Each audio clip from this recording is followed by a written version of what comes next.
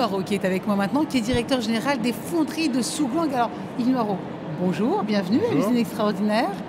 Comment ça vous semble?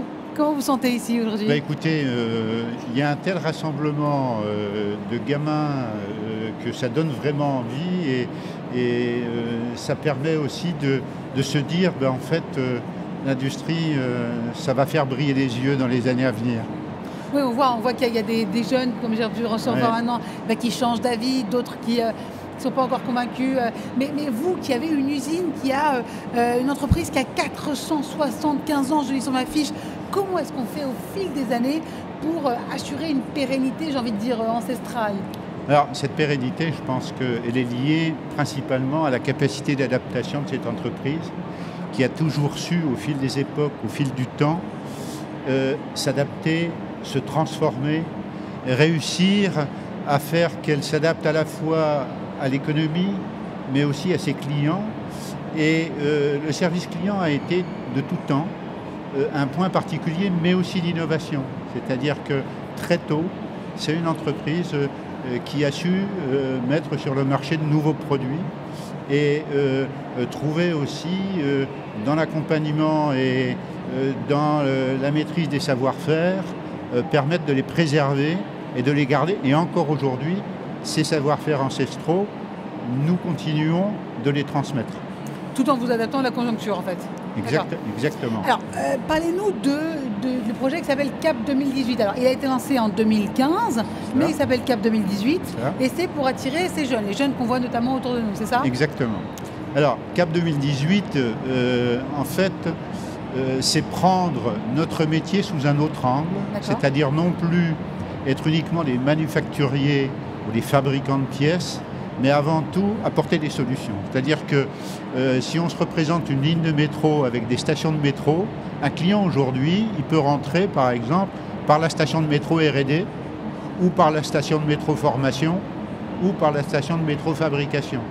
Et donc, il y a tout un process que peut suivre notre client, mais s'il souhaite uniquement nous confier une recherche autour des problématiques de corrosion, de poids de pièces, de résistance aux très hautes températures, eh bien, nous allons étudier pour lui et nous allons travailler en co-conception avec lui pour qu'il ait la meilleure pièce, voire même, dans un cercle vertueux, qu'il soit meilleur que ses concurrents. Ah oui, forcément. Alors, aujourd'hui, on est en 2018 et vous avez déjà lancé pas mal de projets, parmi lesquels, je lis ici, un centre d'excellence et un site industriel remarquable. Alors, expliquez-moi. Alors, nous sommes particuliers puisqu'on peut même dire, avec toute l'humilité qu'il faut avoir, mais je pense que nous sommes uniques. 475 ans cette année. Oui. Nous sommes aussi entreprise du patrimoine vivant, mais aussi nous faisons partie des 50 vitrines industrie du futur. C'est-à-dire qu'on est à côté d'Airbus, à côté de Safran. Donc cette doyenne sait faire le grand écart. Et dans cet esprit, l'idée a été dans les années qui viennent, nous allons mettre en place un site industriel remarquable. La machine à émailler a été inventée par nous et a été primée à l'exposition universelle de 1900, année du Grand Palais. Donc il y a un clin d'œil merveilleux avec notre présence aujourd'hui. Et puis ce centre d'excellence, ça va être justement de pouvoir travailler avec nos clients, mais aussi de transmettre à des jeunes qui viendront travailler dans notre entreprise, mais aussi de former nos clients. On veut pouvoir aider nos clients et accompagner nos clients tout au long du processus, à la fois d'études et de fabrication des pièces. Donc, ce qu'on peut vous souhaiter, c'est vos prochaines 475 années? Exactement. Et on est fortement engagé, vous le voyez là, dans la French Fab, c'est-à-dire qu'on croit vraiment à la fabrication française qui, à notre sens, dans le même esprit, a énormément d'avenir. Alors, vous me parlez de la French Fab, au moment où on entend justement des jeunes gens, des lycéens qui sont ici aujourd'hui, qui justement découvrent l'usine. La French Fab, c'est important?